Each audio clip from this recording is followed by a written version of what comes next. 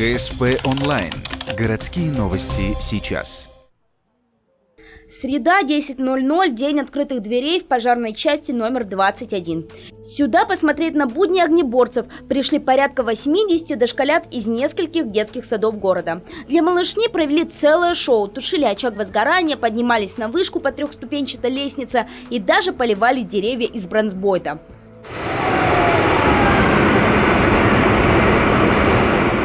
К тому же малыши не только смогли посмотреть на работу пожарных, но и посидеть в настоящей пожарной машине, а также примерить индивидуальные средства защиты. И как отмечают организаторы Дня открытых дверей, это не только и не столько развлечение, сколько формирование культуры безопасности.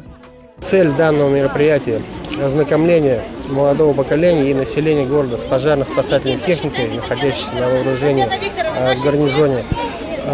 Привить навыки пожаробезопасного поведения молодому поколению, ну и, естественно, пропаганда пожаро-спасательного дела.